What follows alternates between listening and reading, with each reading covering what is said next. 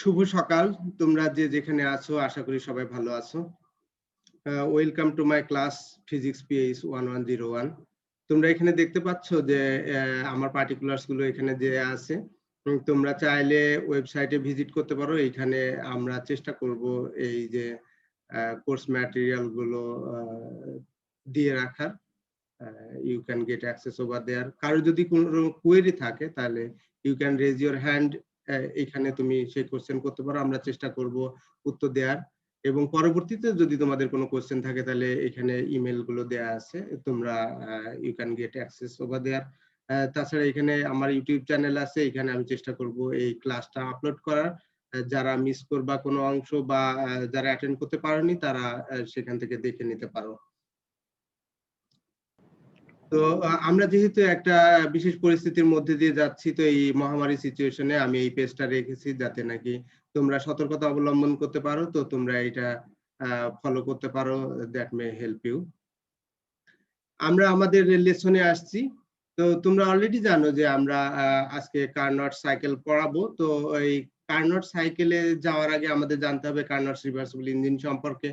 তো তোমরা জানো যে এই সাদি কার্নট একজন ফ্রেঞ্চ সায়েন্টিস্ট, তিনি এই ইঞ্জিনটা ডেভেলপ করেছিলেন। এই ইঞ্জিনের বিশেষত্ব হলো this is free from all kinds of defects এবং এইটার এফিসিয়েন্সি হলো ম্যাক্সিমাম। তো কি সেই ইঞ্জিনটা? তোমরা জানো যে প্রত্যেক ইঞ্জিনের কিছু এসেনশিয়াল রিকুইজিটস থাকে। তো কার্নটের ইঞ্জিনেরও তিনটা এসেনশিয়াল রিকুইজিটস আছে। একটা হলো সোর্স, একটা হলো সিঙ্ক, আর একটা হলো ওয়ার্কিং সাবস্টেন্স। তো এখন তোমরা স্মরণ করতে পারো হয়তো যখন আমরা সেকেন্ড ল অফ থার্মোডাইনামিক্স পড়েছিলাম তখন আমরা এই যে রিজার্ভার বলে একটা টার্মিনোলজি ইন্ট্রোডিউস করেছিলাম, তোমাদের মনে আছে যে রিজার্ভার কাকে বলে? রিজার্ভার হলো যে এইটা if you talk about heat reservoir particularly, যেহেতু আমরা থার্মোডাইনামিক্স নিয়ে কথা বলছি, তাহলে এই হিট রিজার্ভার হলো সেই জিনিসটা যেখানে তুমি infinite amount of hit say absorb করতে পারে without raising temperature, as well as এইটা হিট রিজেক্টও করতে পারে উইদাউট লুজিং টেম্পারেচার। তার মানে that is an ideal condition. যেমন নাকি তোমাদেরকে এর আগেও বলেছি যে সমুদ্র থেকে যদি তুমি খানিকটা পানি নিয়ে নাও, তো তুমি কত 1 glass 2 glass 5 glass 5 litre 10 litre 50 litre 50,000 litre পানি যদি নিয়ে যাও, still you do not understand যে ওখান থেকে কিছু পানি কম হয়েছে কি হয়নি। তো যেমনটা আমরা বলছিলাম যে তোমরা এখানে একটা স্কেচিং দেখতে পাচ্ছ। আমরা এই কার্নটের রিভার্সিবল ইঞ্জিন তোমাদের দেখানোর চেষ্টা করেছি। এবার আমরা একটা একটা করে আসি যে যদি নাকি আমরা সোর্স বলি, তার মানে সোর্স হবে কি? সোর্স হবে একটা হাই টেম্পারেচারের হিট রিজার্ভার, যেখান থেকে সার্টেনলি যেটার তোমার হিট ক্যাপাসিটি হলো ইনফাইনাইট, এবং আমরা কনসিডার করছি এটা টেম্পারেচার হলো T1। তুমি এখান থেকে চাইলে যত পরিমাণ হিট এখান থেকে ড্র করতে পারো, বাট স্টিল এইটা টেম্পারেচার থাকবে কত? T1। দেন হলো we want to talk about sink. Sink হলো একটা লোয়ার টেম্পারেচারে। তো এই লোয়ার টেম্পারেচার মানে কি?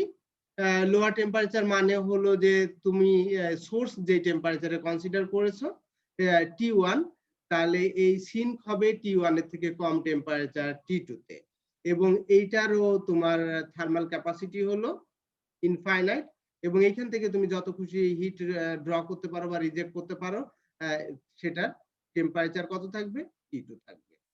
দেন হলো আমাদের দরকার হলো একটা ওয়ার্কিং সাবস্টেন্স। তো এখন এই ওয়ার্কিং সাবস্টেন্সটা কোথায় থাকবে? আমরা এখানে দেখো তোমরা দেখতে পাচ্ছ যে এইখানে আমরা একটা স্কেচ দেখিয়েছি, যেটার হলো তোমার এই একটা সিলিন্ডার যার লোয়ার সারফেস হলো পারফেক্টলি কন্ডাক্টিং এবং তার বাইরেটা হলো পারফেক্টলি ইনসুলেটিং। সেখানে একটা পিস্টন রাখা আছে এবং তার মধ্যে আমরা একটা ওয়ার্কিং সাবস্টেন্স রেখেছি, যেটা নাকি হবে আমাদের আইডিয়াল গ্যাস। এর বাইরে আমরা একটা স্ট্যান্ড এখানে রেখেছি, যে স্ট্যান্ডটা হলো ইনসুলেটিং স্ট্যান্ড। তো এই চারটা জিনিস মিলে আমরা যে কাজ করব, তাতে দেখা যাবে যে আমরা একটা কমপ্লিট সাইকেল আমরা দেখাতে পারবো। তো আমরা যদি পরের পেজে যাই, তো এখানে তোমরা দেখছো যে আমরা এই যেহেতু এটা একটা থার্মোডাইনামিক্যাল সিস্টেম, আমরা এখানে পিভি ডায়াগ্রাম দিয়ে তোমাদেরকে এই সিস্টেমের কাজটা দেখানোর চেষ্টা করেছি। তো তোমরা এখানে দেখতে পাচ্ছ যে আমরা যদি এ পয়েন্ট থেকে স্টার্ট করি, সে ধরো যে আমাদের সিলিন্ডারের মধ্যে যে আইডিয়াল গ্যাস আছে, ইনিশিয়ালি তার প্রেসার হলো P1 এবং ভলিউম হলো V1। তারপরে আমরা সেই সিস্টেমটাকে থ্রো এ থেকে বি, বি থেকে সি, সি থেকে ডি এবং ডি থেকে আমরা এতে আসব। তো কিভাবে আমরা আসব সেটা তোমাদেরকে একটু দেখাই। তো যদি নাকি আমরা এই ইঞ্জিনটাকে, তার মানে সিলিন্ডারটাকে প্রথমে এই যে আমাদের যেই সোর্স ছিল কি at টেম্পারেচার T1, তার উপরে যদি আমরা বসাই এবং তারপরে যদি আমরা পিস্টনটার প্রেসার রিলিজ করি, তাহলে কি হবে? তাহলে তোমরা জানো যে এইটার ভলিউম বৃদ্ধি পাবে। প্রেসার রিলিজ করলে কি হবে? তার মানে হলো এটার ভলিউম বৃদ্ধি পাবে এবং প্রেসারটা কি হবে? প্রেসারটা ফল করবে। তো যেহেতু এইটা একটা কি বলে রিজার্ভারের উপরে বসানো আছে, এবং যদি নাকি আমি প্রেসার ডিক্রিজ করি, ভলিউম যদি ইনক্রিজ করে, তাহলে কি হবে? তার মানে হলো যে আমার যে ওয়ার্কিং সাবস্টেন্স আছে সেটা এক্সটার্নাল এজেন্টের উপরে কাজ করছে, আর যদি কাজ করে সে, তাহলে কি হবে? তার টেম্পারেচারটা ফল করবে। তো টেম্পারেচার যদি ফল করে তাহলে কি হবে? তাহলে তখন যেহেতু আমরা একটা হিট রিজার্ভারের উপরে এটা রেখেছি, সেটা it will heat it up. তার মানে এইটা টেম্পারেচার ফল না করে এটার টেম্পারেচার উইল রিমেইন কনস্ট্যান্ট, এবং তাতে কি হবে? সে এই রিজার্ভার থেকে হিট ড্র করবে, সে টেম্পারেচার থেকে হিট ড্র করবে। এবং কি পরিমাণ হিট সে ড্র করবে? সে ধরো H1 পরিমাণ হিট ড্র করবে, এবং এই H1 পরিমাণ হিট ড্র করার ফলে সে এই এ পয়েন্ট থেকে বি পয়েন্টে আসবে। তো তোমরা দেখতে পাচ্ছ যে অ্যাট টেম্পারেচার T1 সেটা কি করলো? এই সোর্স থেকে বা এই সোর্স হিট রিজার্ভার থেকে H1 পরিমাণ হিট সে ড্র করলো, এবং এইখানে তার প্রেসার হলো P2 আর ভলিউম হলো কি V2। এরপরে আমরা যেটা করব সেটা হলো যে আমরা এইখান থেকে দেখব এ থেকে বি পর্যন্ত আমার আসতে কি পরিমাণ ওয়ার্ক ডান হয়। তো সেটা জানার জন্য আমাদের জানতে হবে যে কি পরিমাণ গ্যাস তার মধ্যে আছে। আমরা ধরে নিচ্ছি যে আমাদের এই সিলিন্ডারের মধ্যে 1 gram molecule of working substance আছে। তো তাই যদি নাকি আমরা কনসিডার করি, তাহলে আমরা জানি যে এইটা হলো টেম্পারেচার আমাদের T1 কনস্ট্যান্ট আছে, তার মানে this is an isothermal process. তাহলে যদি নাকি আমাদের এই ওয়ার্ক ডান W1 হয়, তাহলে সেই W1 ইকুয়াল টু কি হবে? আমরা V1 থেকে V2 পর্যন্ত গেছি, তাহলে P ডট DV করলে এটাকে আমরা যদি ইন্টিগ্রেট করি, তাহলে we are going to get the total amount of work done. তো সেটা যদি আমরা করি, তাহলে তোমরা জানো যে T1 যেহেতু ফিক্সড, আমরা সেটাকে বাইরে নিয়ে নিলাম, আর আমাদের ফিক্সড সেটাকে আমরা 1 গ্রাম মলিকুল কনসিডার করেছি, তাহলে PV ইকুয়াল টু R2, এই ইকুয়েশন আমরা বা এই ইকুয়েশন অফ স্টেট আমরা ব্যবহার করতে পারি। তাহলে DV বাই V, তাহলে এইটাকে আমরা ইন্টিগ্রেট করলে কি পাচ্ছি? RT log V2 by V1। অবশ্যই আমরা ন্যাচারাল লগারিথম ইউজ করছি এইখানে। তাহলে এইখানে আমাদের ওয়ার্ক ডান কত হলো? আমাদের area under the curve AB। তো তোমরা দেখতে পাচ্ছ area under the curve AB কত? ABGE। এখন যদি নাকি আমরা এই সিলিন্ডারটাকে স্ট্যান্ডের উপরে প্লেস করি, তো তোমরা জানো যে এইটা একটা ইনসুলেটিং স্ট্যান্ড। তাহলে যদি নাকি ইনসুলেটিং স্ট্যান্ড হয়, তাহলে কোনো হিট ভিতর থেকে বাইরে আসতে পারবে না, আর বাইরে থেকে কোনো হিট ভিতরে যেতে পারবে না। এখন আমরা কি করছি? আমরা এই সিলিন্ডারটার প্রেসার আরো রিলিজ করছি বা প্রেসার ডিক্রিজ করছি। তাহলে কি হবে? এই ওয়ার্কিং সাবস্টেন্সটা, তাহলে কাজ করবে এক্সটার্নাল এজেন্টের উপরে, তাহলে কি হবে, ভলিউমটা বেড়ে যাচ্ছে আর প্রেসারটা কমে যাচ্ছে, but process is completely adiabatic. তাহলে এখন আমরা যদি এই ওয়ার্ক ডান কনসিডার করি, তাহলে সেটা কি হবে, সেই ওয়ার্ক ডানটা হবে at the cost of internal energy. আর তোমরা জানো যে ইন্টারনাল এনার্জির বিনিময়ে যদি আমাদের কাজ করতে হয়, তাহলে কি হবে, টেম্পারেচারটা কি হবে, ডিক্রিজ করবে। তো আমরা ধরে নিচ্ছি যে এই টেম্পারেচারটা T2 তে রিচ করলো। এখন যদি আমরা ওয়ার্ক ডান কনসিডার করি ফ্রম বি টু সি, তাহলে আমাদের ওয়ার্ক ডান আমরা যদি W2 কনসিডার করি, তাহলে W2 ইকুয়াল টু কি হবে, আমাদের ভলিউম ছিল V2 আর এখনকার ভলিউম সে আমরা কনসিডার করছি V3 হয়েছে, তাহলে V2 থেকে V3 পর্যন্ত যদি আমরা ইন্টিগ্রেট করি, তাহলে P ডট DV কি পাবো আমরা।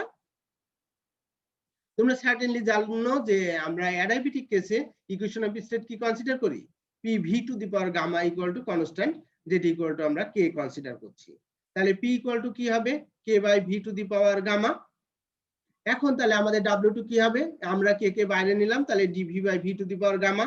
এখান থেকে দেখো আমরা যদি এই ভ্যালু গুলো এখানে বসাই এন্ড দেন যদি আমরা ইন্টিগ্রেট করি, তাহলে we are going to get what, minus gamma plus 1, আমি সুবিধার জন্য লিখেছি 1 মাইনাস গামা, তাহলে মাইনাস গামা প্লাস 1, তাহলে এই V3 এর জন্য যদি হয় নিচে বসালে গামা মাইনাস 1 এন্ড লাইকওয়াইজ এখানে V2 to the power gamma minus 1।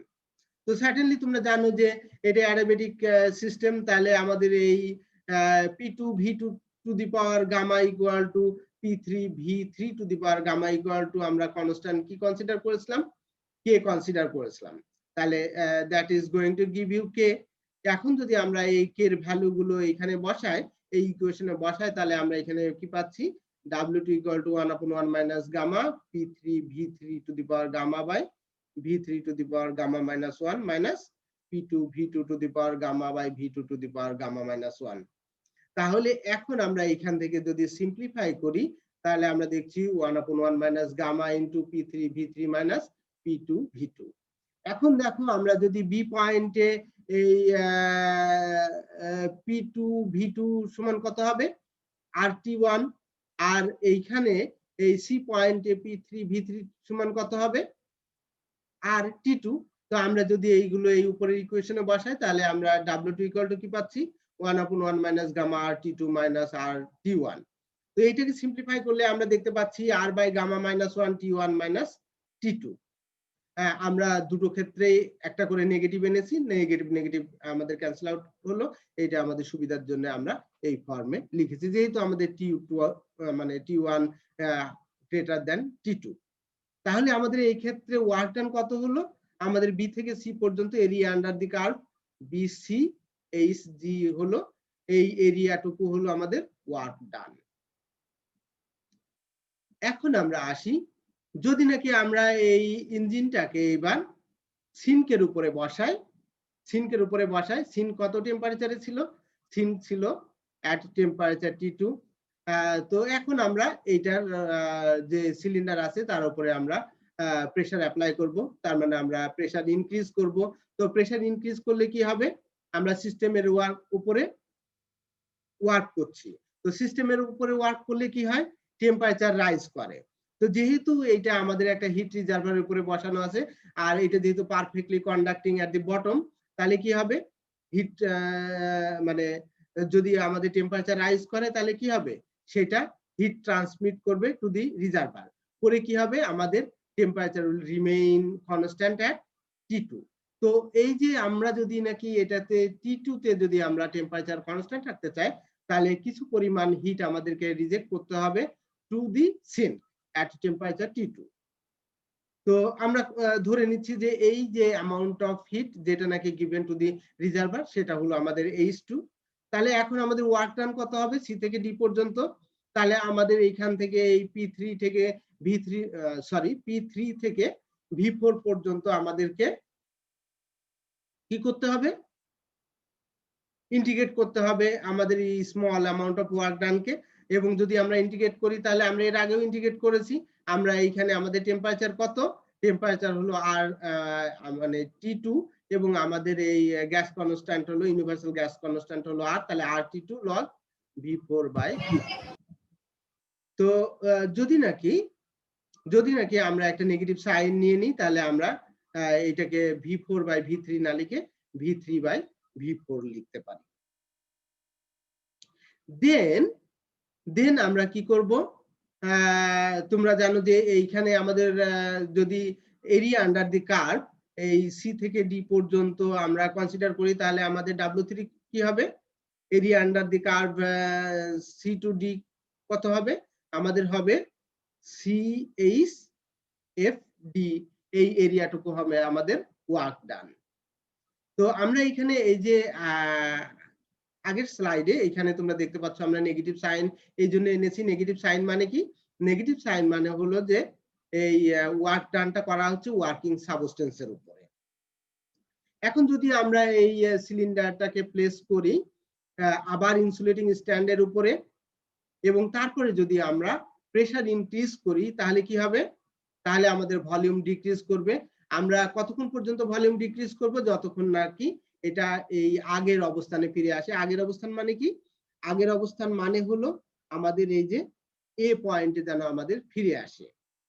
তাহলে তোমরা দেখতে পাচ্ছ যে আমরা যদি এই এ পয়েন্টে ফিরে আসি, যেহেতু এটা আমাদের কি, এটা আমাদের অ্যাডিয়াবেটিক প্রসেস। কেন, কারণ হলো আমরা ইনসুলেটিং স্ট্যান্ডের উপরে রেখেছি এবং সিলিন্ডারের চারিপাশটা যেমন নাকি আমাদের ইনসুলেটিং, তেমনি সিলিন্ডারের পিস্টনটাও হলো আমাদের ইনসুলেটিং। তাহলে আমরা দেখতে পাচ্ছি এটা একটা অ্যাডিয়াবেটিক প্রসেস। আর অ্যাডিয়াবেটিক প্রসেসে যখন আমরা এই প্রেসার অ্যাপ্লাই করব, তখন তার উপরে কাজ করব, তার মানে কি, তার টেম্পারেচার রাইজ করবে, এবং টেম্পারেচার রাইজ করে কত হবে, সে ধরো আমাদের টেম্পারেচার T1 হবে। কি জন্য হবে, কারণ হলো যে আমরা এইটাকে আবার আগের অবস্থানে ফিরে এসেছি।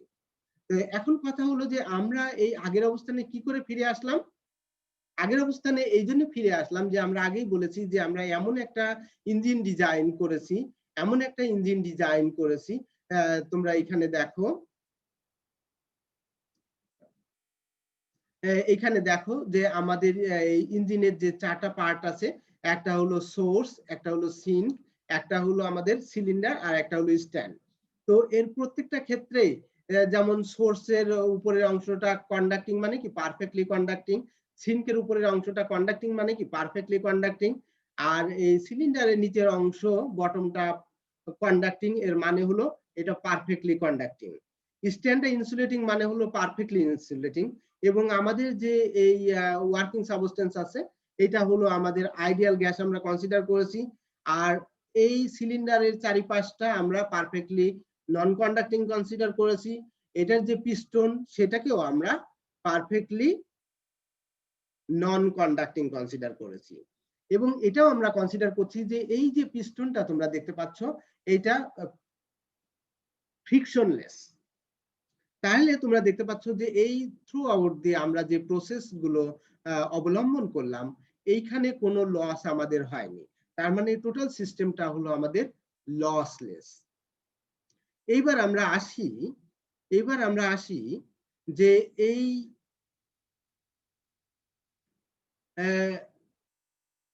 তোমরা দেখতে পাচ্ছ যে আমাদের ওয়ার্ক ডান, এই যে W4 এবং W2, এই দুটো কি, এই দুটো তোমরা দেখতে পাচ্ছ যে এই দুটোর ভ্যালু সেম, তাই না?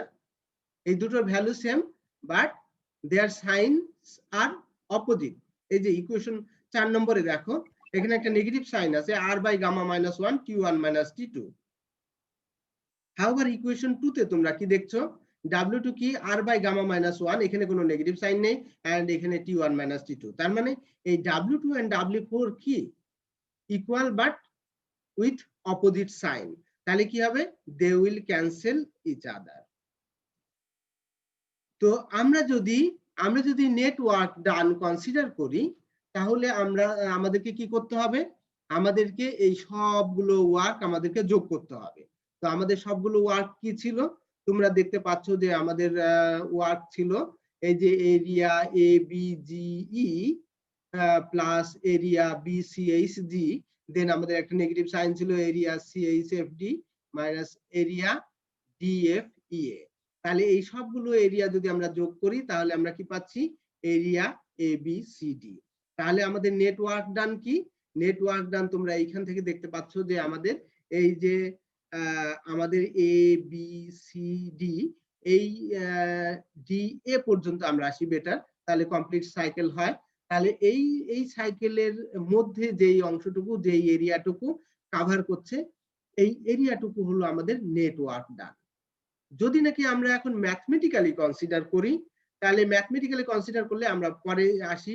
কিন্তু এখানে দেখো যে এই যে ওয়ার্ক ডান হলো আমাদের area A B C D, তো এই ওয়ার্ক ডান করার জন্য আমরা কি পরিমাণ হিট অ্যাবজর্ব করেছে এই আমাদের ওয়ার্কিং সাবস্টেন্সটা, আমরা রিজার্ভার থেকে হিট নিয়েছি H1 পরিমাণ, আর হিট রিজেক্ট করেছি কি পরিমাণ, H2 পরিমাণ। তাহলে আমাদের নেট হিট অ্যাবজর্ব কত হলো, H1 মাইনাস H2।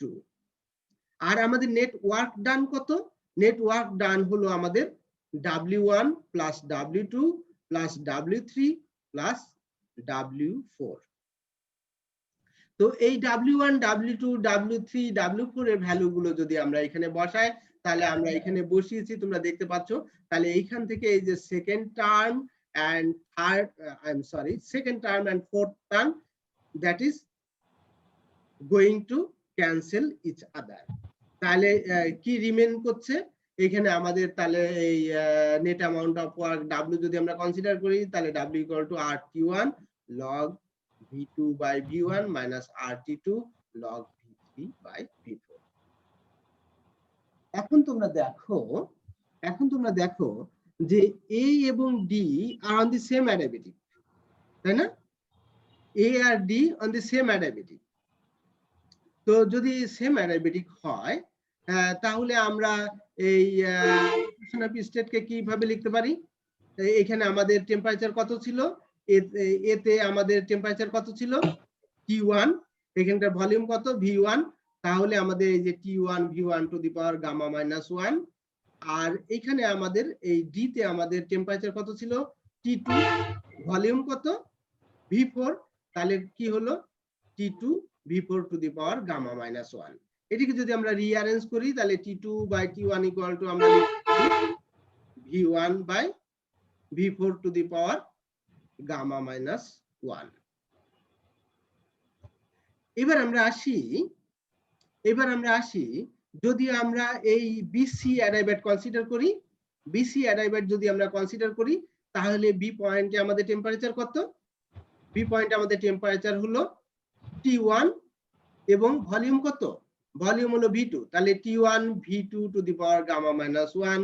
আর এই সি পয়েন্টে আমাদের ভলিউম কত V3, টেম্পারেচার কত T2, তাহলে কি হবে T2 V3 to the power gamma minus 1। তাহলে কি পেলাম আমরা, T2 by T1 equal to V2 by V3 to the power gamma minus 1। এখন আমরা যদি এই ইকুয়েশন 6 and 7 যদি আমরা কম্পেয়ার করি, দেখো ইকুয়েশন 6 এবং 7 যদি আমরা কম্পেয়ার করি, দুটোই লেফট সাইড আমাদের T2 বাই T1, তাহলে আমরা কি পাচ্ছি V1 by V4 to the power gamma minus 1 equal to V2 by V3 to the power gamma minus 1।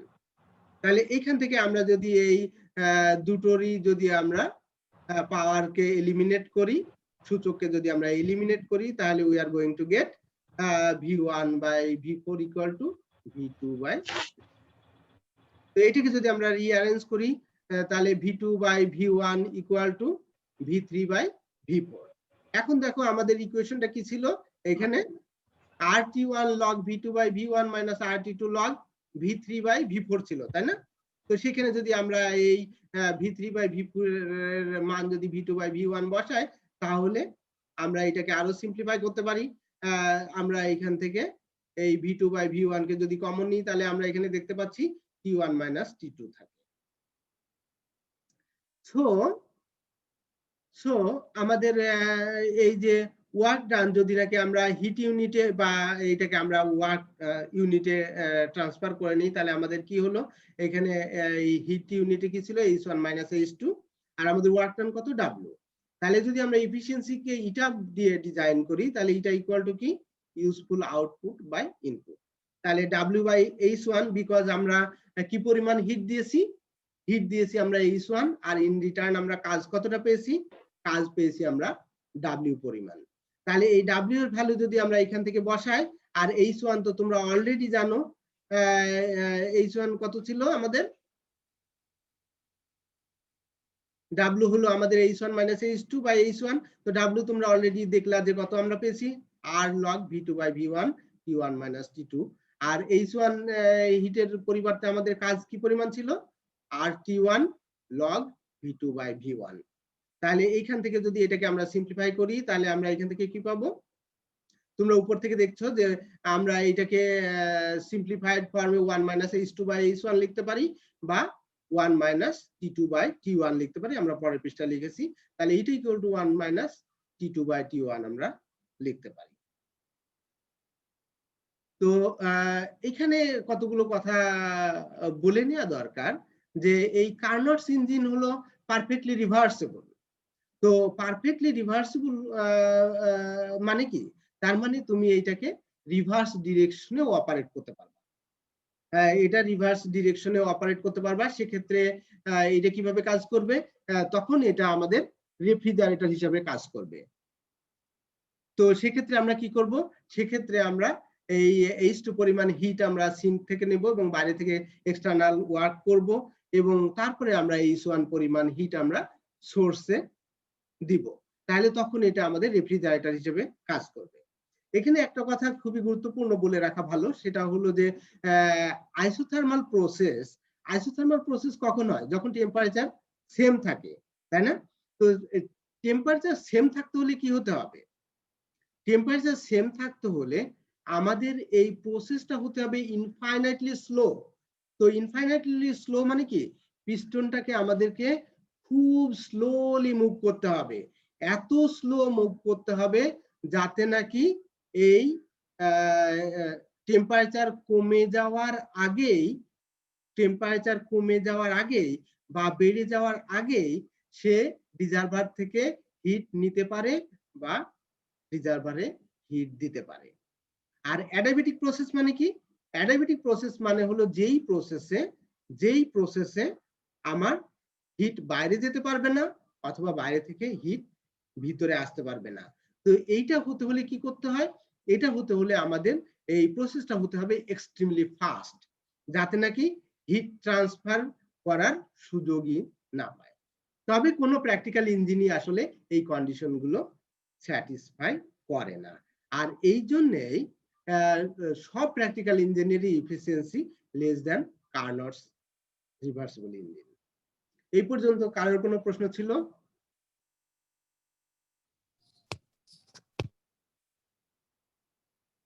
কি তোমাদের কারোর কোনো কোশ্চেন আছে এ পর্যন্ত?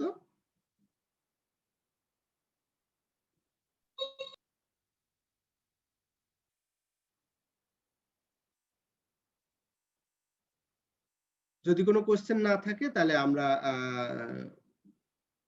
পরের পেজে যেতে পারি।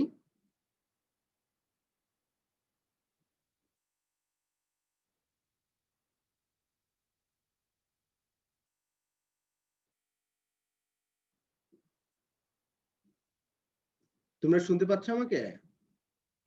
জি স্যার। জি স্যার।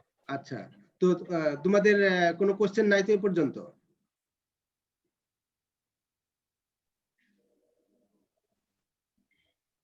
ঠিক আছে, তাহলে আমরা এখন এই একটু আগে যেমনটা বললাম যে তোমরা এই কার্নোট ইঞ্জিনকে দুটো ভাবেই ব্যবহার করতে পারো, বিকজ এটা হলো কমপ্লিটলি রিভার্সিবল। তো কমপ্লিটলি রিভার্সিবল সেহেতু আমরা যেমন এটাকে হিট ইঞ্জিন হিসেবে কাজ করতে পারি, তেমনি আমরা এটাকে রেফ্রিজারেটর হিসাবেও ব্যবহার করতে পারি। তো যদি আমরা হিট ইঞ্জিন হিসেবে ব্যবহার করি তাহলে তখন আমরা কি করব, আমরা এখানে দুটো স্কেচিং এর মাধ্যমে দেখানোর চেষ্টা করেছি, কম্পেয়ার করেছি হিট ইঞ্জিন আর রেফ্রিজারেটর কিভাবে কাজ করে। তো তোমরা দেখতে পাচ্ছ যে অলরেডি আমরা আলোচনা করেছি হিট ইঞ্জিনের ব্যাপারে, যে আমাদের যদি একটা হট রিজার্ভার থাকে তাহলে সেখান থেকে at টেম্পারেচার T1 এ আমরা H1 পরিমাণ হিট ড্র করব এবং কিছু কাজ করব W পরিমাণ, এবং বাকি যেই হিটটুকু আমাদের থাকবে H2 পরিমাণ হিট আমরা কোল্ড রিজার্ভারে রিজেক্ট করব। আর যদি নাকি আমরা এটাকে রেফ্রিজারেটর হিসাবে ব্যবহার করি তাহলে কি করব আমরা, তাহলে আমরা এই কোল্ড রিজার্ভার থেকে H2 পরিমাণ হিট ড্র করব এবং কিছু পরিমাণ কাজ আমরা এটার উপরে করব এবং তারপরে আমরা H1 পরিমাণ হিট আমরা এই হট রিজার্ভারে রিজেক্ট করব। তখন ইট উইল অ্যাক্ট অ্যাজ কি রেফ্রিজারেটর। তো তোমাদের যেমনটা বললাম যে কার্নট ইঞ্জিন হলো পারফেক্টলি রিভার্সিবল এবং এইটা হিট ইঞ্জিন হিসাবেও কাজ করতে পারে এবং রেফ্রিজারেটর হিসাবেও কাজ করতে পারে। হিট ইঞ্জিন হিসাবে কাজ করলে কি করবে সে? হিট ইঞ্জিন হিসাবে কাজ করলে সে রিজার্ভার থেকে হিট নিবে আর সিনকে সে হিট রিজার্ভ করবে। আর যদি সে রেফ্রিজারেটর হিসেবে কাজ করে তাহলে কি করবে?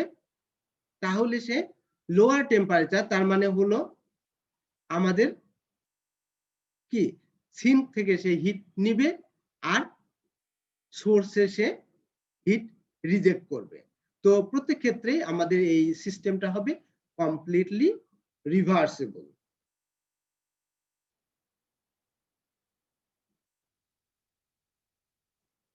এবার আমরা আসি, এতক্ষণ পর্যন্ত আমরা এই কার্নট হিট ইঞ্জিন নিয়ে আলোচনা করছিলাম এবং তার ইফিসিয়েন্সি নিয়েও আমরা আলোচনা করেছি। তো যখন নাকি আমাদের এটা রেফ্রিজারেটর হিসেবে কাজ করবে তখন আমরা এটা এই ইফিসিয়েন্সি বলবো না, তখন আমরা বলবো কোএফিসিয়েন্ট অফ পারফরম্যান্স। কারণ হলো এই কোএফিসিয়েন্ট অফ পারফরম্যান্স দিয়ে আমরা বুঝবো যে এটা রেফ্রিজারেটিং ইফেক্ট কতটা। তো তোমরা অলরেডি বুঝেছো যে আমরা এই আমাদের রেফ্রিজারেটিং ইফেক্ট হবে H2, তার মানে আমরা H2 পরিমাণ হিট ড্র করব কোথা থেকে? আমরা সিঙ্ক থেকে বা এই কোল্ড প্লেস থেকে আমরা এইটা ড্র করব বা ইনসাইড দি যেই প্লেসটাকে আমরা শীতল করতে চাই সেখান থেকে আমরা H2 পরিমাণ হিট ড্র করব এন্ড দেন আমরা W পরিমাণ ওয়ার্ক ডান করব, দেন আমরা হিট রিজেক্ট করব H1 পরিমাণ। তাহলে আমাদের কোএফিসিয়েন্ট অফ পারফরম্যান্স কি হবে? কোএফিসিয়েন্ট অফ পারফরম্যান্স হলো H2/W, বিকজ আমরা এই আমাদের রেফ্রিজারেটিং ইফেক্ট হলো H2 আর W কত আমাদের? W হলো আমাদের H1 মাইনাস H2, কারণ কি পরিমাণ কাজ আমরা করেছি? এই H1 মাইনাস H2 পরিমাণ কাজ আমরা করেছি। তাহলে আমাদের এই কোএফিসিয়েন্ট অফ পারফরম্যান্স হলো H2/H1 মাইনাস H2। তোমরা জানো যে এই আমরা অলরেডি দেখেছি যে আমাদের ইফিসিয়েন্সির এক্সপ্রেশন কি ছিল এখানে? এটা ইকুয়াল টু 1 মাইনাস T2/T1, তাই না? তো T2 টা লেস দেন T1, তার মানে এই ইটা কত হবে? Less than 100%, less than 1। তুমি যদি in terms of percentage less than 100%। However যদি তুমি এই কোএফিসিয়েন্ট অফ পারফরম্যান্স দেখো তাহলে দেখবে ইট মাইট বি গ্রেটার দেন 100%। এটা হলো কনভেনশন। আচ্ছা, এইবার আমরা আসি কার্নটস থিওরেমে। কার্নটস থিওরেম হলো যে এই যে কোনো রিভার্সিবল ইঞ্জিনই হোক বা সকল রিভার্সিবল ইঞ্জিনই হোক তাদের ইফিসিয়েন্সি সেম হবে যদি নাকি দুটো ফিক্সড টেম্পারেচারের মধ্যে তারা কাজ করে, তাদের ওয়ার্কিং সাবস্টেন্স যাই হোক না কেন। তার মানে it will be independent of working substance. শুধুমাত্র এটা নির্ভর করবে কিসের উপরে? এটা নির্ভর করবে শুধুমাত্র কি কোন টেম্পারেচার দুটোর মধ্যে এটা কাজ করছে। তো তোমাদের জন্য একটা হোমওয়ার্ক রাখি।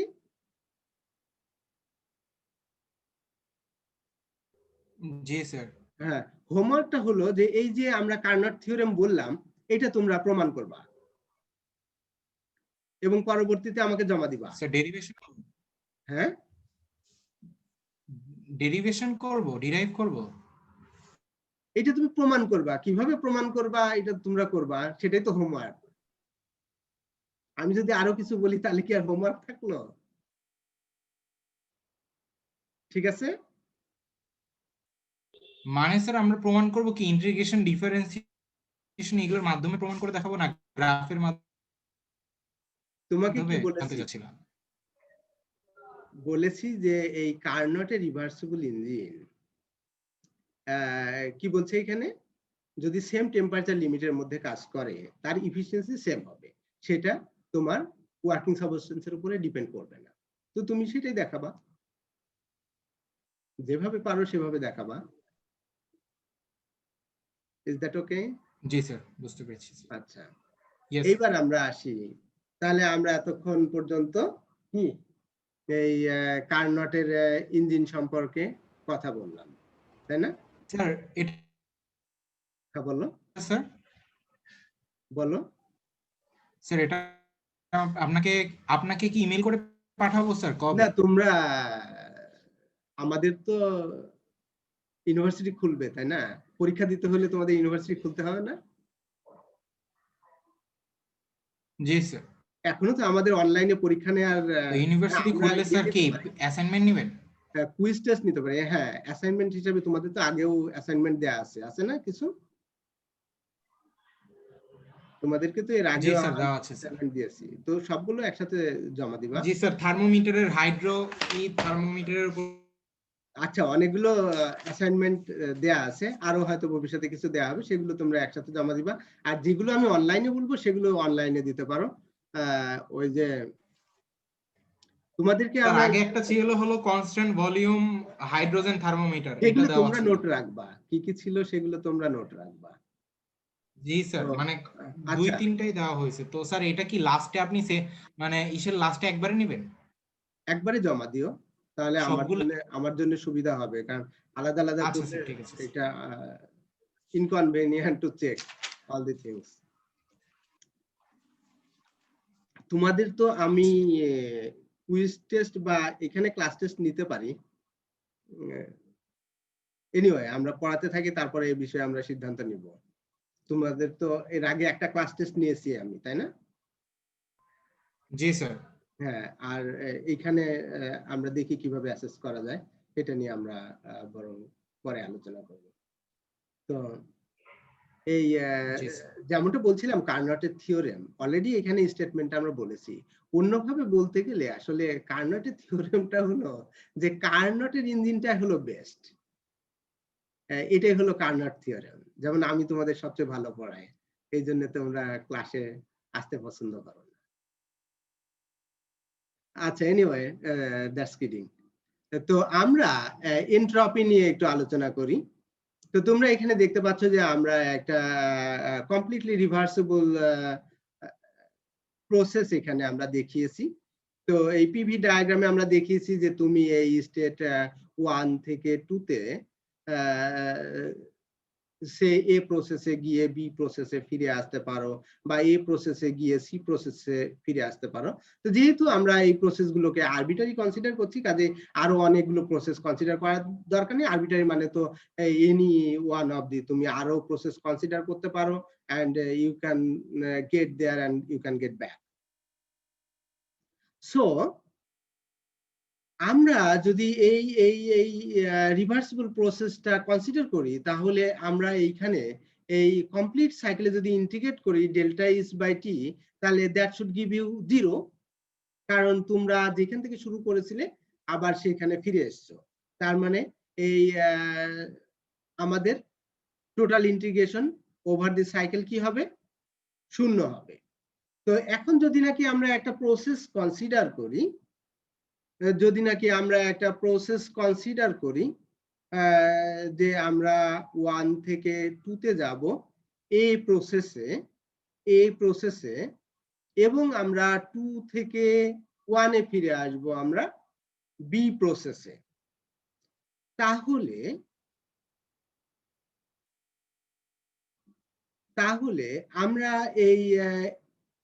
আমরা গেলাম কোথায়? 1 থেকে 2 এ গেলাম। তার মানে এই স্টেট 1 থেকে আমরা 2 তে গেলাম। প্রসেসটা কি? এ থেকে, মানে এ প্রসেসে আমরা গিয়েছি, তাহলে 1a2 twice a delta H by T. তোমরা একটু খেয়াল রেখো, এই আমি সবগুলোতে এই ইন্টিগ্রেশন সাইনে এনসার্কেল করে দিয়েছি। আসলে এই এনসার্কেলের প্রয়োজন নাই, কারণ হলো যে আমরা এখানে 1 থেকে 2 পর্যন্ত যাচ্ছি আলাদা করে, এবং 2 থেকে আবার 1 এ ফিরে আসছি। আমাদের প্রথমটা ঠিক আছে, এটা complete integration over the cycle, but এই আমাদের ইকুয়েশন 10 এন্ড সাবসিকুয়েন্ট আমার মনে হয় আমি সবগুলোতে ভুল করে এই সার্কেল বসিয়ে দিয়েছি। সো তোমরা এখানে একটু খেয়াল রাখবা, এই সার্কেল দেওয়ার প্রয়োজন নেই, জাস্ট ইন্টিগ্রেট করছো কোথা থেকে 1a টু টুয়াইস a পর্যন্ত, তাহলে ডেল্টা ইস বাই টি, তার সাথে অ্যাড করছো twice b to 1b delta S by T, and that is going to give you 0। এখন যদি নাকি আমরা এই স্টেট 1 থেকে 2 তে এ প্রসেসে যায়, বাট ফেরার সময় আমরা বি প্রসেস অবলম্বন না করে যদি নাকি আমরা সি প্রসেসে ফিরে আসি, তাহলে আমরা এই ইন্টিগ্র্যান্ডকে কিভাবে লিখতে পারি? আমরা এইটা তাহলে 1a টু টুয়াইস a পর্যন্ত গেলাম delta S by T, plus twice C থেকে 1c পর্যন্ত আমরা আসলাম delta S by T, and that is going to give you 0. Now তোমরা দেখতে পাচ্ছ যে এই যে ইকুয়েশন 10 এবং 11 এই দুটোকে যদি আমরা কম্পেয়ার করি, ইকুয়েশন 10 and 11 যদি আমরা কম্পেয়ার করি, তাহলে আমরা কি পাবো? আমরা এইখান থেকে তোমরা দেখতে পাচ্ছ যে এই জিনিসটা এই 1 এর থেকে twice A delta S by T, এটা দুটোতেই কমন আছে। তার মানে আমাদের রিমেইন করছে কি? আমাদের রিমেইন করছে twice B to 1b delta S by T equal to twice C to 1c delta S by T. তো হোয়াট ডাজ ইট মিন? এটা থেকে আমরা কি সিদ্ধান্ত নিতে পারি বলো তো?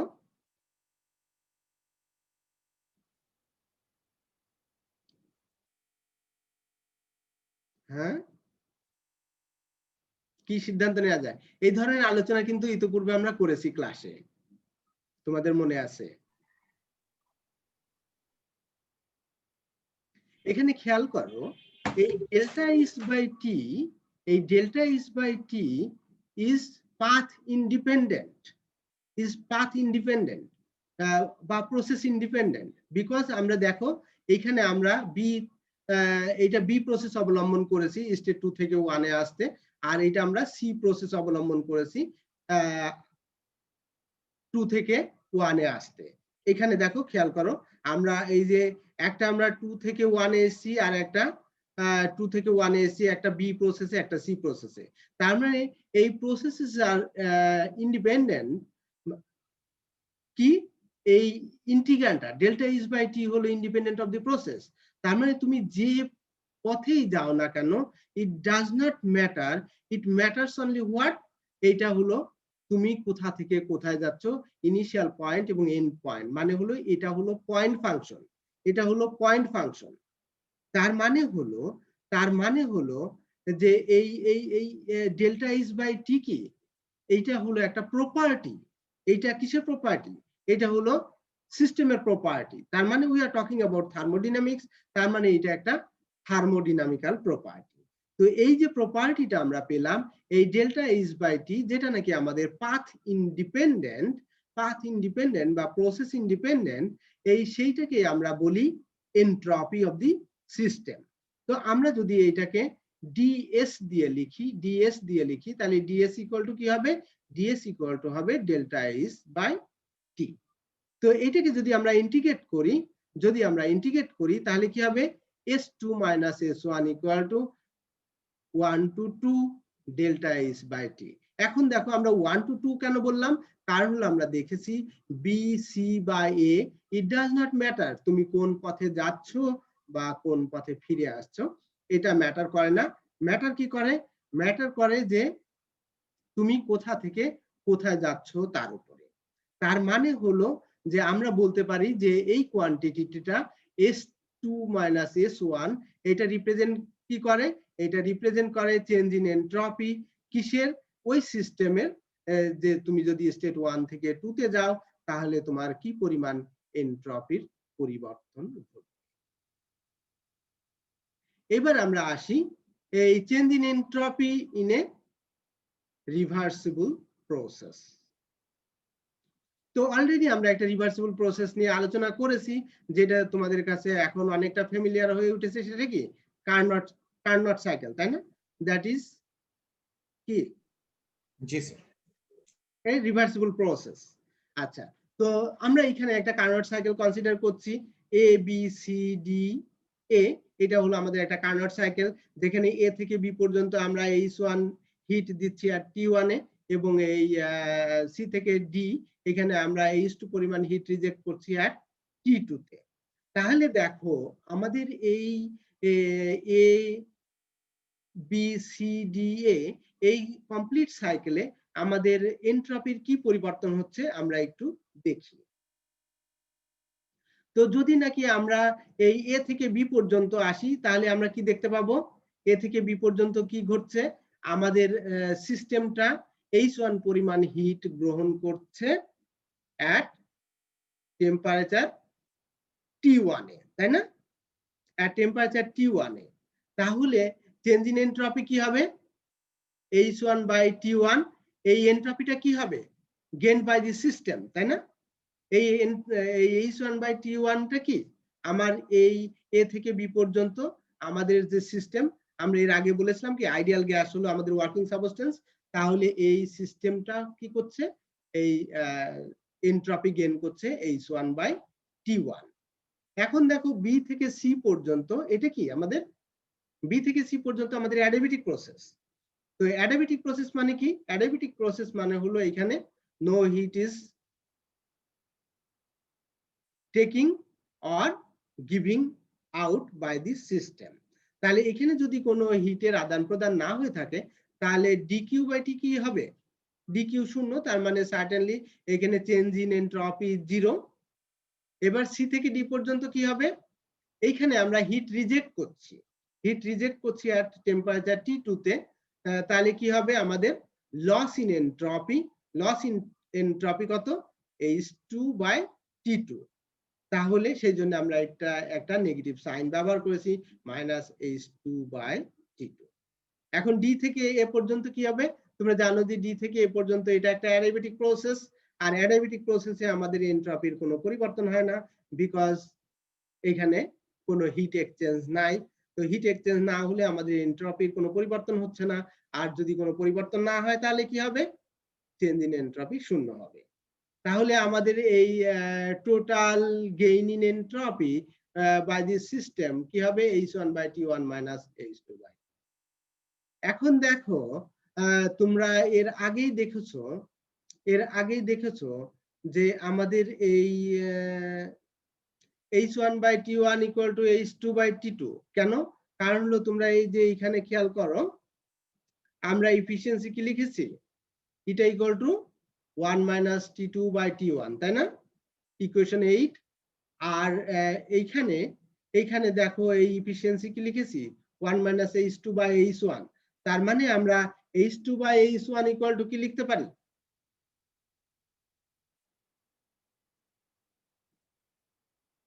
কি লিখতে পারি? আমরা T2 by T1. T2 by T1. তার মানে কি হলো? H1 by T1 equal to H2 by T2, right? ঠিক জি আছে? স্যার, জি স্যার। আচ্ছা, যদি ঠিক থাকে তাহলে এখন দেখো H1 by T1 equal two যদি H2 বাই T2 হয়, আমরা সেই কথাটাই লিখেছি, যেহেতু এটা একটা রিভার্সিবল প্রসেস, তাহলে H1 by T1 equal to H2 by T2।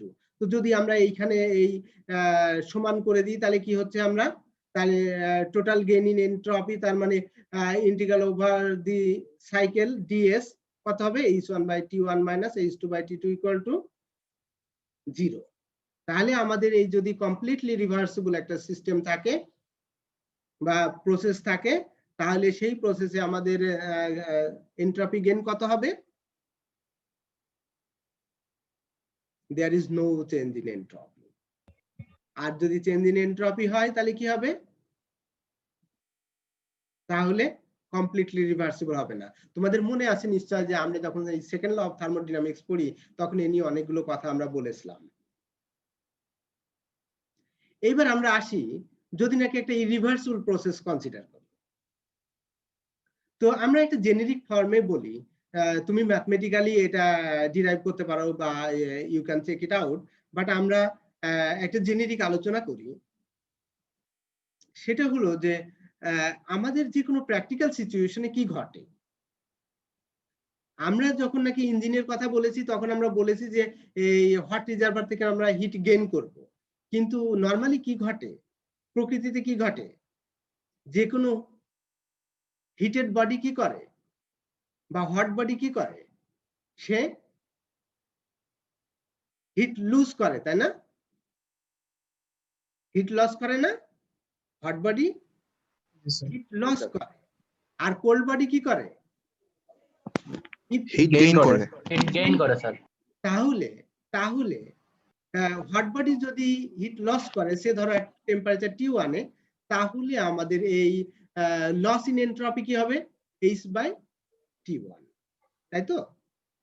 R cold body যদি আমাদের হিট গেইন করে, তাহলে গেইন ইন এন্ট্রপি কি হবে? H/T2। তাহলে এই টোটালটা যদি আমরা একটা সিস্টেম কনসিডার করি, তাহলে আমাদের এই গেইন ইন এন্ট্রপি কি হবে বা ইনক্রিজ ইন এন্ট্রপি কি হবে? তাহলে যেটা গেইন করলো H/T2, তারপরে তার সাথে যোগ করতে হবে কি? Loss in entropy. লস মানে কি? একটা নেগেটিভ সাইন হবে, -H/T1। তাহলে এখানে তোমরা দেখতে পাচ্ছ কোল্ড বডি মানে কি? T2, হট বডি মানে কি? T1। তাহলে certainly T2 is less than T1। তাহলে এখান থেকে তোমরা দেখতে পাচ্ছ H/T2 H/T1 কি বড় না ছোট? 0 থেকে 0 থেকে বড় না ছোট? বড়। Positive number. Positive number. Positive number মানে কি? তার মানে গেইন ইন এন্ট্রপি। তার মানে তোমরা দেখতে পাচ্ছ যে এইখানে আমরা একটা পজিটিভ কোয়ান্টিটি পাচ্ছি, এবং এইটা হলো আমাদের একটা ইরিভার্সিবল প্রসেস। তো দেখো, এই পর্যন্ত তোমাদের কারো কোনো কোশ্চেন ছিল? যদি কারো কোনো কোশ্চেন থাকে।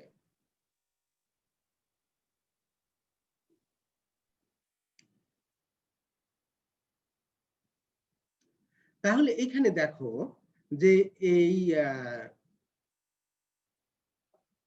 আমরা যদি একটা সিস্টেম কনসিডার করি এবং এইটা যদি ইরিভার্সিবল হয়, আমরা তো বলেছি যে অল ন্যাচারাল প্রসেসেস আর ইরিভার্সিবল, তার মানে প্রত্যেক ক্ষেত্রে কি হবে? এই H1/T1 ইকুয়াল টু H2/T2 হবে না। তাহলে H1/T1 যদি H2/T2 না হয়, তাহলে কি হবে? প্রত্যেক ক্ষেত্রে আমাদের এই H1/T1 H2/T2 কি হবে? এটা 0 হবে না, এটা সবসময় একটা পজিটিভ কোয়ান্টিটি হবে। আমরা যদি এই গেইনের কথা বলি, যে সবসময় এটা তোমার কি করবে? এন্ট্রপি গেইন করবে, বিকজ এটা ইরিভার্সিবল প্রসেস। তো এরকম যদি গেইন করতে থাকে, তো গেইন করলে কি হবে? এন্ট্রপি রেজ করতেই থাকবে। কতটা রেজ করবে? তো এই রেজ করতে করতে এমন একটা সিচুয়েশন অ্যারাইজ করবে যে যার পরে আর কোনো কাজ তুমি করতে পারবে না। কারণ হলো তারপরে যদি তুমি কোনো কাজ করো, সেটা যদি এন্ট্রপি যদি তোমার ম্যাক্সিমাম হয়ে যায় ফর ইনস্ট্যান্স, তার মানে এরপরে কাজ করলে কি হবে? তোমার এন্ট্রপিটা কমে যাবে। তো আমরা আগেই বলেছি যে এন্ট্রপি কমে যায় এরকম প্রসেস ন্যাচারালি ঘটে না। তো তাহলে কি হবে? তার মানে হলো যে এই এমন একটা সিচুয়েশন অ্যারাইজ করবে যেখানে তুমি আর কোনো কাজ করতে পারবে না। তো তার মানেটা কি হচ্ছে? তার মানে এন্ট্রপি দিয়ে আমরা কি বুঝতে পারি? এন্ট্রপি দিয়ে বুঝতে পারি যে this is a measure of disorder. এইটা ডিসঅর্ডারের একটা মেজার। হোয়াট ডাজ ইট মিন? যেমন ধরো যে যদি আমরা এইভাবে বলি যে তুমি যদি একটা সলিড বডি কনসিডার করো, তাহলে সেই সলিড বডিতে কি হয়? মলিকুলগুলো কি হয়? মলিকুলগুলো অনেকটা ওয়েল অ্যারেঞ্জ থাকে, তাই না? তারপরে তুমি যদি সেটাকে হিট দাও, লিকুইডে পরিণত করো, তাহলে কি হয়? সে মলিকুলগুলো তার অ্যারেঞ্জমেন্ট আরো নষ্ট হয়, লিকুইডে পরিণত হয়, তার শেপ নষ্ট হয়। দেন হলো যদি তুমি আরো হিট দাও, তাহলে কি হয়, সেটা গ্যাসে পরিণত হয়। তখন কি হয়, মলিকুলগুলো আরো ডিসঅর্ডার হয়। তার মানে হলো যে তুমি এই একটা সিস্টেমে যত তুমি হিট দিবা তত এটা ডিসঅর্ডার বাড়তে থাকবে, আর যত তুমি সেখান থেকে হিট এক্সট্রাক্ট করবা তত কি হবে, সেটা অর্ডার হবে। তো সেটাই বলা হচ্ছে যে at absolute zero temperature entropy tends to zero and the molecules of a substance or a system are in perfect order বা well arranged। আর এটাই হলো তোমাদের থার্ড ল অফ থার্মোডাইনামিক্স। কার কোনো প্রশ্ন আছে?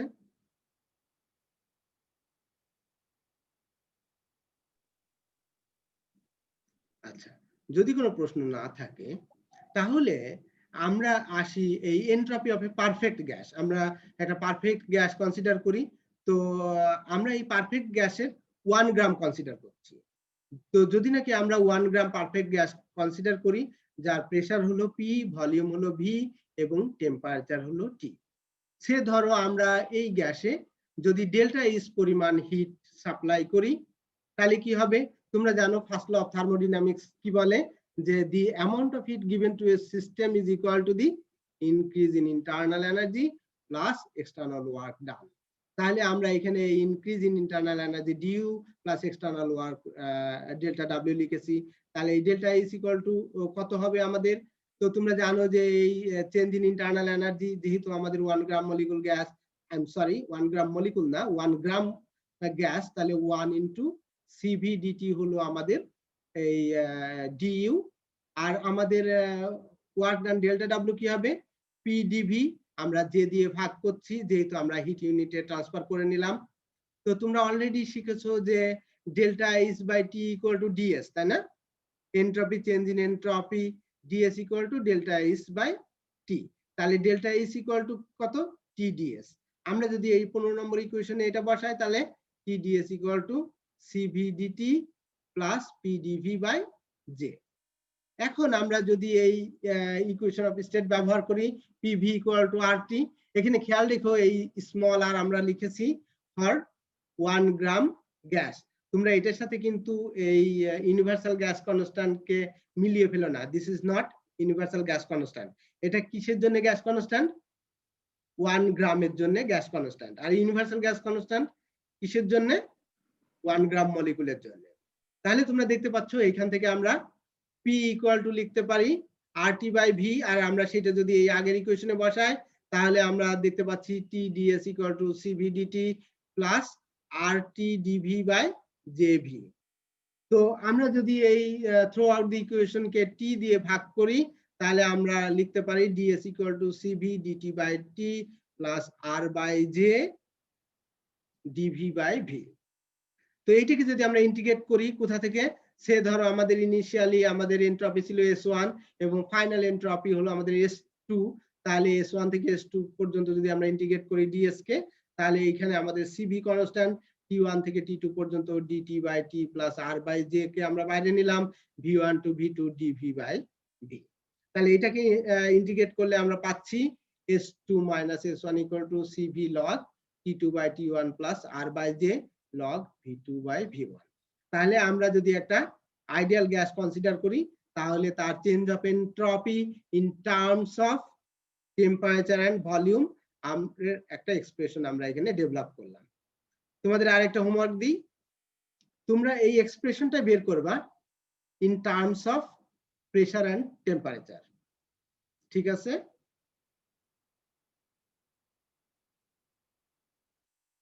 কি তোমরা শুনতে পাচ্ছ তো? স্যার আরেকবার যদি একটু বুঝিয়ে বলতেন।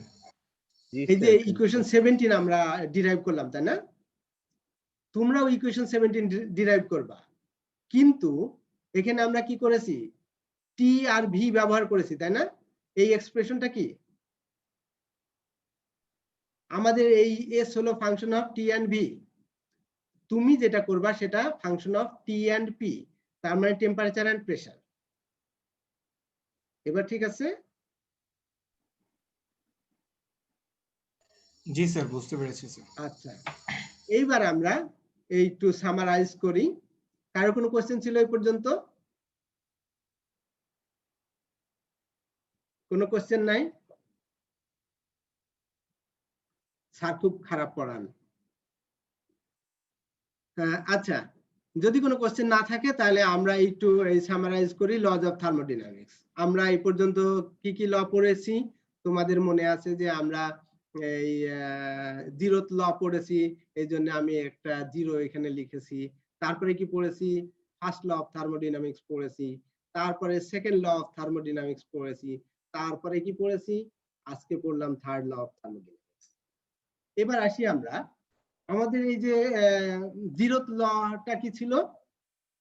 জিরোথ লটা ছিল আমাদের এইটা এক্সপ্রেস করে কি, এইটা আমাদের টেম্পারেচারের ডেফিনেশন দেয়, তাই না?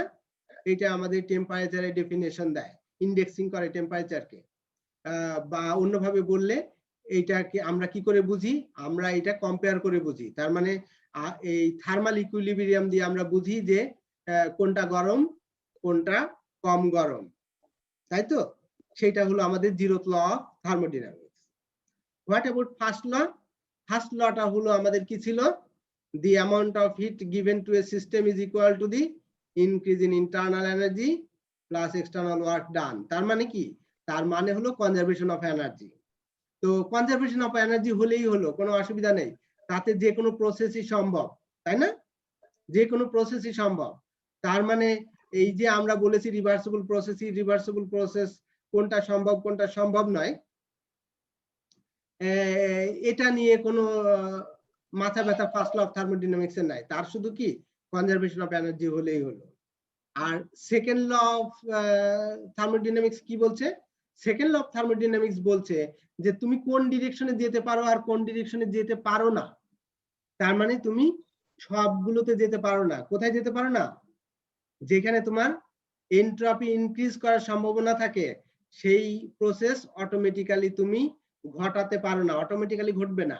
যেখানে তোমার টেম্পারেচার কি হবে? ডিক্রিজ করার সম্ভাবনা থাকবে, সেইটা অটোমেটিক্যালি ঘটবে না। কোনটা অটোমেটিক্যালি ঘটতে পারে?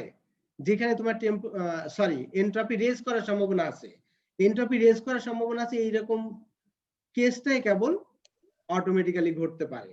তার মানে হলো যে তুমি কন্টিনিউয়াসলি এই লোয়ার টেম্পারেচার থেকে হায়ার টেম্পারেচারে তুমি হিট ফ্লো করতে পারবে না যদি নাকি বাইরে থেকে তুমি কাজ না করো। আর থার্ড ল কি বলছে? থার্ড ল বলছে যে এই পারফেকশন হলো আনঅ্যাচিভেবল। কারণ তুমি যদি সাইকেল আফটার সাইকেল রিপিট করো তাহলেও কিন্তু তুমি 0 ডিগ্রিতে পৌঁছাতে পারবে না। এই নিয়ে আমরা এর আগেও আলোচনা করেছি। 0 ডিগ্রিতে পৌঁছালে কি হয়? 0 ডিগ্রিতে পৌঁছালে কি হয়? তাহলে তুমি 100% এফিশিয়েন্ট ইঞ্জিন পেতে পারো, যেটা আমরা কার্নোট ইঞ্জিনে দেখেছি। কি হয়? 1 - T2/T1, তাই না? তাহলে T2 যদি 0 হয় তাহলে কি হয়? এফিশিয়েন্সি 100% হয়। তো ওই কার্নোটের অন্য একটা থিওরেম, মানে অন্যভাবে বলতে গেলে এইটা হলো যে কোনো ইঞ্জিনই তোমার 100% এফিশিয়েন্ট হতে পারে না, কোনোভাবেই পারে না।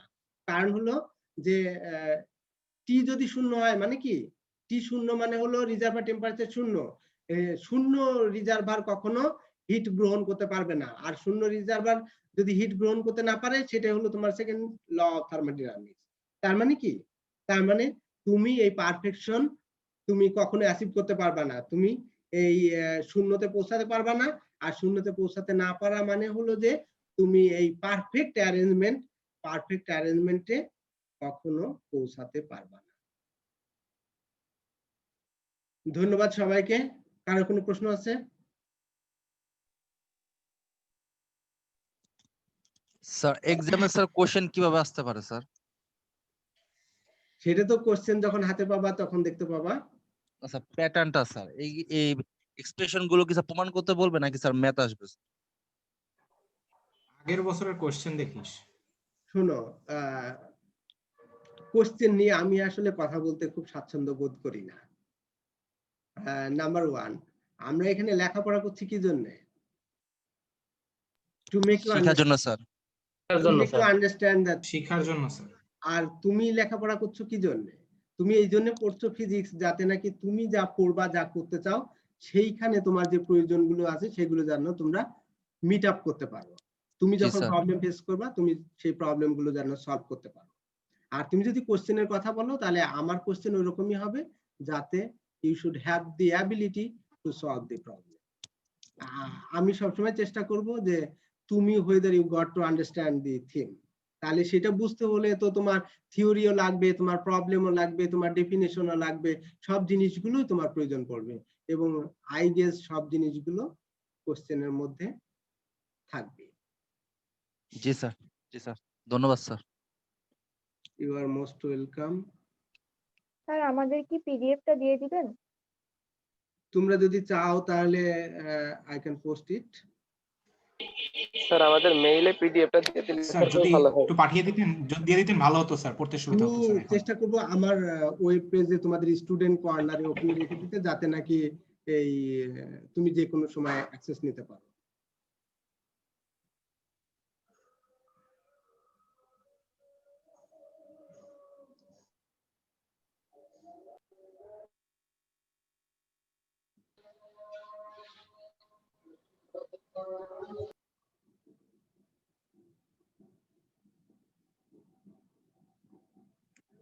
আচ্ছা, তোমরা ভালো থাকো, যে যেখানে থাকো সুস্থ থাকো, এই শুভকামনা করে আজকের মতো ক্লাস শেষ করছি। ধন্যবাদ। আসসালামু আলাইকুম স্যার। আসসালামু আলাইকুম স্যার। আসসালামু আলাইকুম স্যার। ওয়ালাইকুম আল্লাহ হাফেজ স্যার।